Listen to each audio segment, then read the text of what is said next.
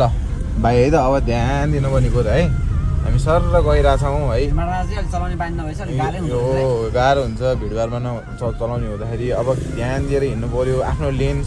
मिचेर अरूका लेन मिचेर हिँड्नु भएन ऊ हेर्नु त त्यो गाडी कसरी आयो यो लेन मिचेर यसरी हिँड्नु भएन यो गाडी यसरी लेन मिच्नु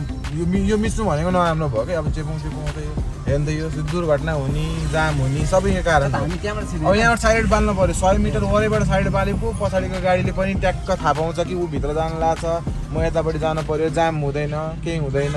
होइन यहाँ ट्याक्क अगाडि हो नि त गाडी आछ टक्क पास बालौँ दुईचोटि पास हो पास बालौँ सर्ट जाउँ त्यहाँ बिस्तारो हो पास बालौँ एकचोटि अझै जाउँ बिस्तारो जाउँ बिस्तारो ब्रेक एकछिन हेर्नु हो ल जाउँ न कस्तो नबुझ्ने कुराको के भन्नु क्या होइन त्यस्तै आउँछन् विचार गर्न पर्यो यो होइन सानो गल्लीमा एकदम यो कुना काप्जाको यो अब झ्यापै जानुपर्ने यो लुकिङ ग्लासमा हेर्नु त ठ्याक्कै कति गाडी चेपिएछ तल कतिको तल कतिको लेनको तल ट्याक्क देखेछ नि त त्यसरी हेर्दै हिँड्ने दुई साइडै अनि ट्याक्क गाडी हाम्रो कहाँनिर छ हाम्रो टायर कहाँ पुग्यो सबै थाहा हुन्छ बुझ्नुभयो नि यो लुकिङ ग्लास हेर्ने यो साइड मिरर हेर्ने बानी भनेको धेरै राम्रो यो भनेको